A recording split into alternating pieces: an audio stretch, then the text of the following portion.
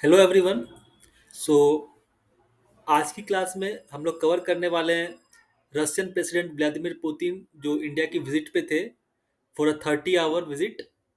तो उससे क्या क्या हमारे अचीवमेंट्स रहे, क्या क्या एग्रीमेंट्स हमने साइन किया, इसका सिग्निफिकेंस क्या रहा।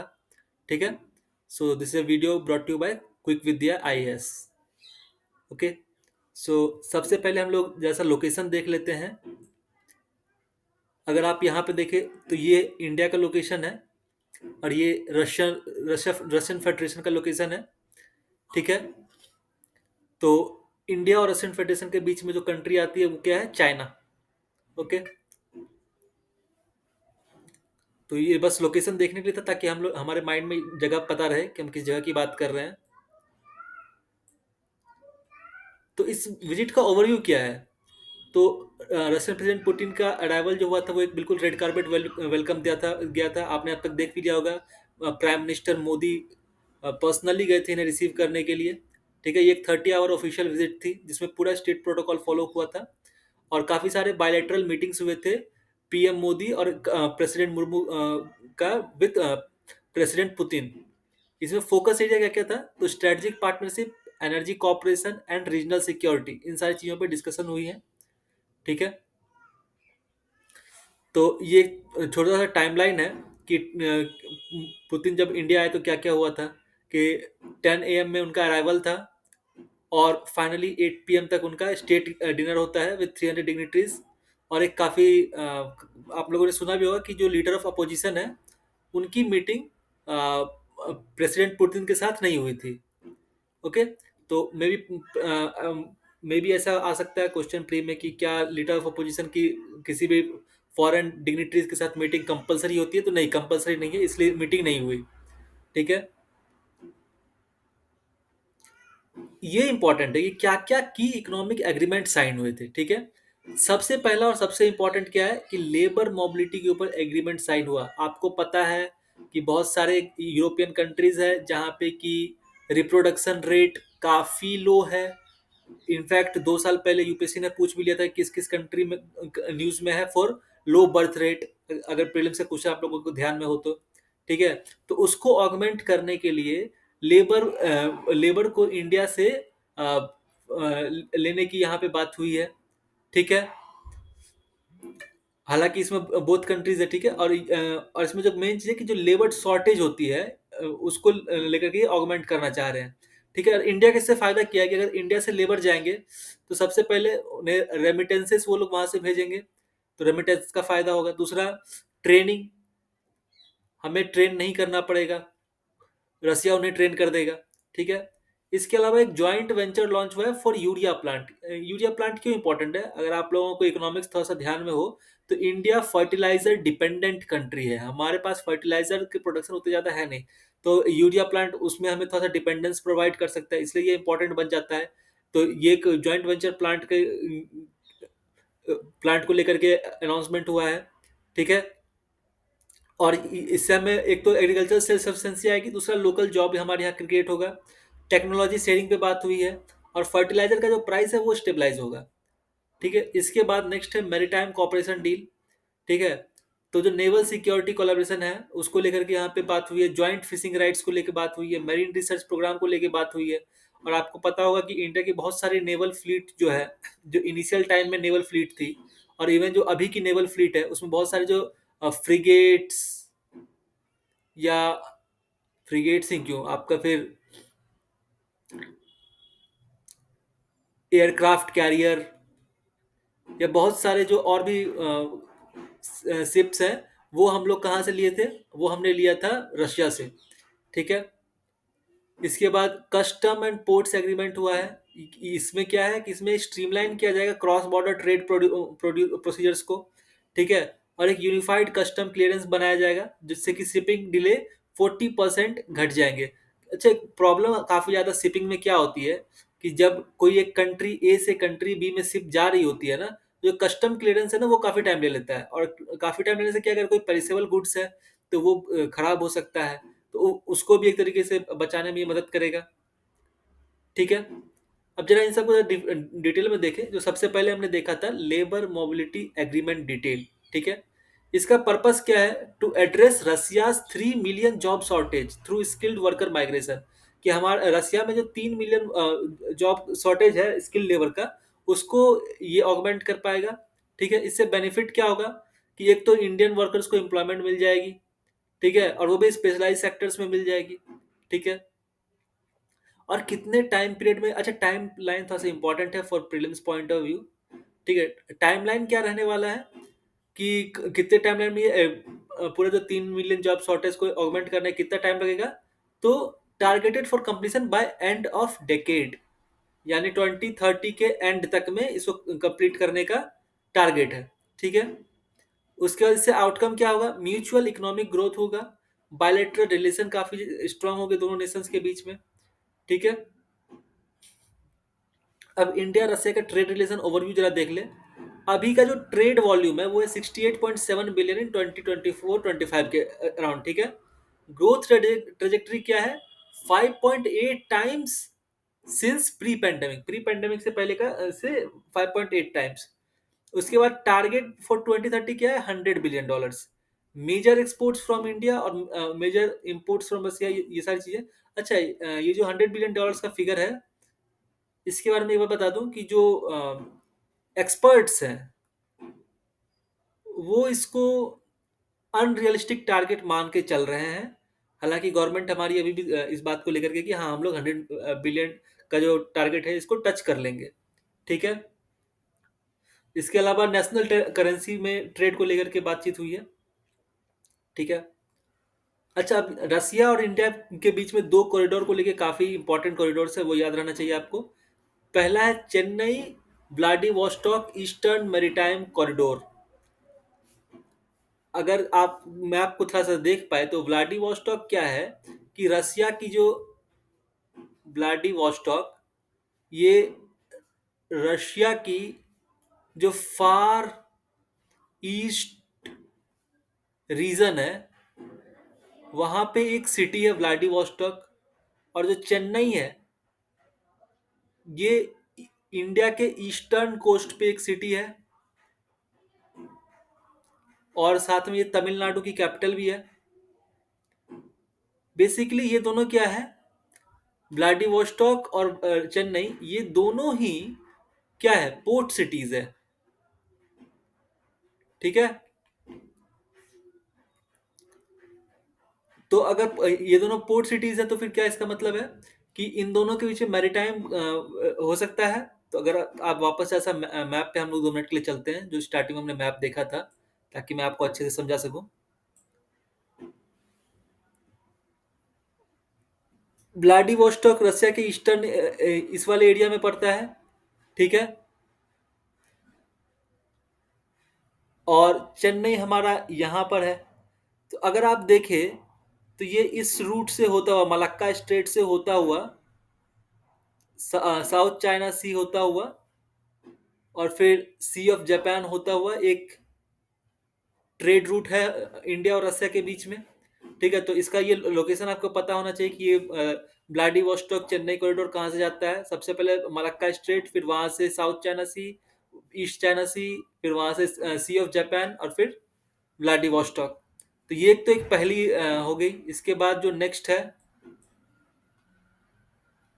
वो है नॉर्थ साउथ ट्रांसपोर्ट कॉरिडोर। ठीक है, ये क्या है? एक मल्टी मॉडल ट्रांसपोर्टेशन नेटवर्क है जो कि लिंक करेगा इंडिया को विथ रसिया वाया ईरान। ठीक है, और ये कॉरिडोर क्या है? जो अभी का जो फ्लाइट कॉस्ट है इसको कट करेगा 30% से, और जो ट्रांजिट टाइम है इसको कट करेगा 40% से। ठीक है, और अभी का जो ट्रेडिशनल कॉरिडोर है वो कौन सा है? Through Suez canal. जो सुएज कैनाल है उसके थ्रू जो हमारे बीच ट्रेड हो रहा है, उसको उसका फ्लाइट कॉस्ट कट होगा बाय 30%, और ट्रांजिट टाइम कॉस्ट कट होगा बाय 40%। ठीक है, और इसके थ्रू क्या क्या ट्रेड होगा? फार्मास्यूटिकल, मशीनरी और एग्रीकल्चर प्रोडक्ट्स। ठीक है, अब एनर्जी पार्टनरशिप को लेके इंडिया का काफी ज्यादा जोर रहता है, क्यों? क्योंकि हम लोग एनर्जी डिपेंडेंट कंट्री है। हम लोग गल्फ और दूसरी दूसरी कंट्री से लेते हैं, और फिलहाल अभी हाल फिलहाल में रशिया से काफी ज्यादा लेने लगे हैं। इसकी वजह से यूरोप और अमेरिका के साथ कुछ प्रॉब्लम भी हुए हैं, आपको पता है इन चीजों का। ठीक है, तो हिस्टोरिकली क्या है कि हम लोग ऑयल इंपोर्ट करते रहे हैं, क्यों? क्योंकि हमारे पास उतना प्रोडक्शन नहीं है ऑयल का, ठीक है।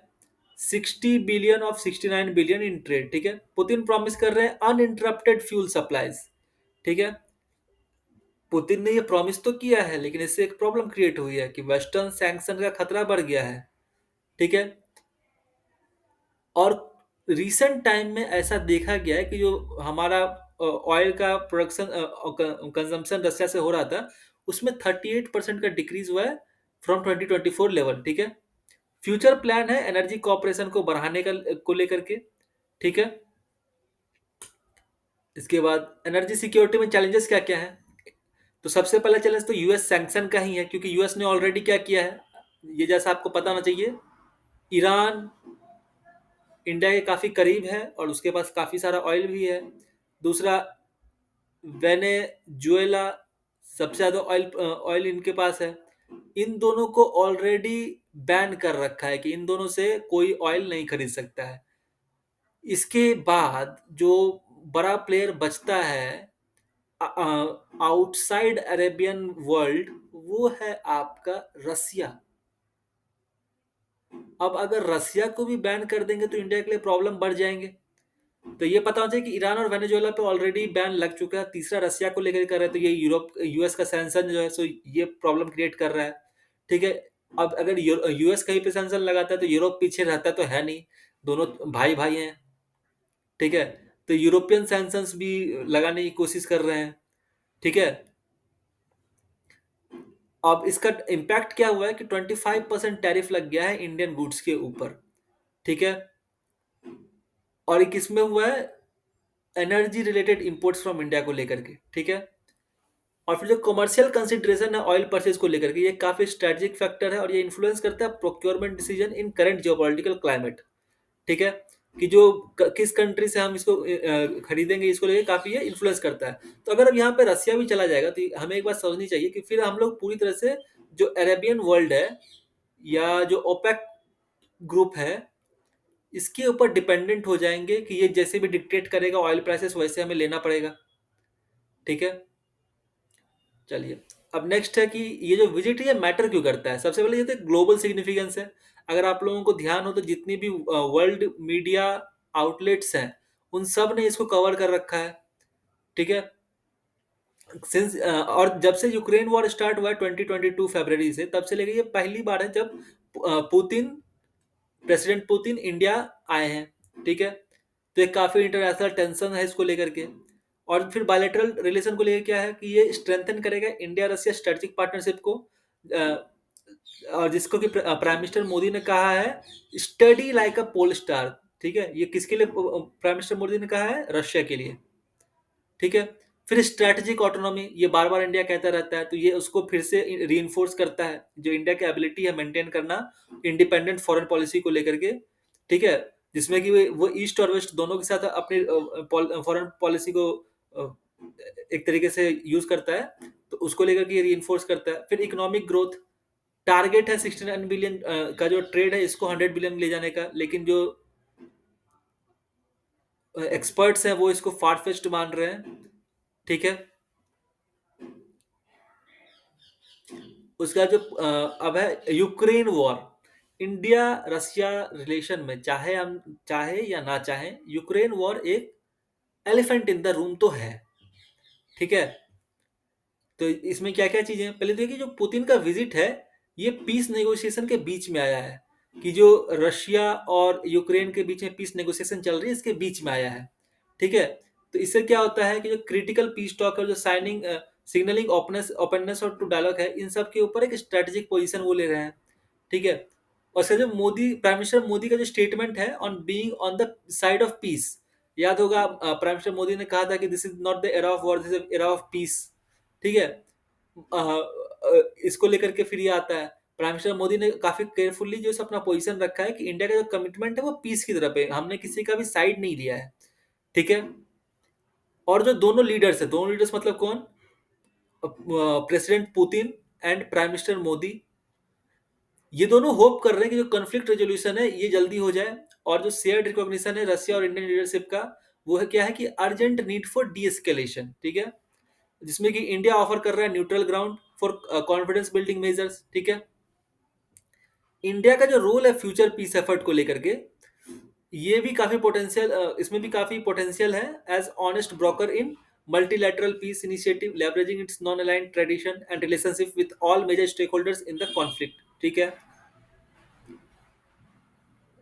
अब आते हैं इंडिया का पीस पोजीशन लेकर के क्या है। इंडिया न्यूट्रल नहीं है, इंडिया ने हमेशा कहा कि we are not neutral but we are on the side of peace, ठीक है। और इंडिया मेंटेन करता है इंडिपेंडेंट फॉरेन पॉलिसी, ये काफी इंपॉर्टेंट है। इंडिया का फॉरेन पॉलिसी क्या है? Independent. We do not believe in taking side between east and west, ठीक है। इससे क्या होता है कि स्ट्रेटेजिक पार्टनरशिप डेवलप होती है विद ऑल नेशन, ठीक है। और ये हमेशा ही ब्रीफ रहा है पुतिन का अबाउट कॉन्फ्लिक्ट को लेकर के, ठीक है। जो रेगुलर हाई लेवल कम्युनिकेशन हुआ है between India and Russian leadership, ये इंश्योर क्या करता है कि इंडिया हमेशा फुल्ली इन्फॉर्म रहता है development in the ongoing conflict को लेकर के, ठीक है। और ये रेडी है to contribute to peaceful resolution. India किसी तरीके से हेल्प करना चाहता है इसको पीसफुली रिजोल्व करने को लेकर के, क्या रसिया और यूक्रेन का जो कॉन्फ्लिक्ट है इसको। और एक बैलेंसिंग एक्ट हमेशा इंडिया परफॉर्म करता है विथ वेस्टर्न एलाइज। ये वेस्टर्न थिंकर्स का पॉइंट ऑफ व्यू है, ठीक है। अब जो वेस्टर्न प्रेशर इतना लगाया जा रहा है इंडिया के ऊपर, ठीक है, इस और जो सैंक्शन है इनका इम्पैक्ट क्या है, ठीक है। तो जो सबसे पहला इम्पैक्ट है वो तो यही है कि जो कॉम्प्रिहेंसिव इकोनॉमिक सैंक्शन है जो कि वेस्टर्न नेशन टारगेट कर रहे हैं रशियन फाइनेंशियल इंस्टीट्यूशन और की इंडस्ट्रीज को लेकर के, उसका इम्पैक्ट पड़ सकता है, ठीक है। फिर सेकंड क्या है? Impact on India Russia trade. जो बायलैटरल वॉल्यूम है ये डिक्रीज हुआ है बाय 22% इन Q2 ऑफ 2024, जिसमें कि पेमेंट सेटलमेंट चैलेंज आया, जिसमें कि 65% ट्रांजैक्शन इफेक्ट हुए हैं, ठीक है। उसका जो यूरोपियन सैंक्शन है ऑयल कंपनीज को लेकर के, इसकी वजह से 38% रिडक्शन इन ऑयल इंपोर्ट। हालांकि अभी भी रशिया से हम काफी ऑयल ले रहे हैं, लेकिन उसके बावजूद ये 38% रिडक्शन हुआ है, ठीक है। जिससे कि 1.2 million barrel per day alternate market में चले गया है, ठीक है। जो यूएस टैरिफ है इंडियन गुड्स को लेकर के, वो अब नए नए टैरिफ लगे हैं, जैसे कि जो एक नया 15% टैरिफ अप्लाई हुआ है to $3.4 billion worth of Indian steel के ऊपर, स्टील एंड एल्यूमिनियम एक्सपोर्ट को लेकर के। इससे 28 मेजर मैन्युफैक्चरर्स के ऊपर इम्पैक्ट आने वाला है, ठीक है। अच्छा, एक और चीज, इसी विजिट में प्रेसिडेंट पुतिन ने RTV, ये रशिया का स्टेट टेलीविजन है, इसका इंडियन वर्जन ये भी लॉन्च किया है। ये कुछ भी नहीं, जैसे BBC आपका इंग्लैंड का स्टेट टीवी है, वैसे ही RTV रशिया का है। इसका एक इंडियन वर्जन प्रेसिडेंट पुतिन ने लॉन्च करने के अनाउंसमेंट किया है, ठीक है। उसके बाद आता है ट्रेड चैलेंजेस एंड सॉल्यूशन को लेकर के। तो सबसे पहले जो काटसा लॉ है, काटसा क्या है? काउंटरिंग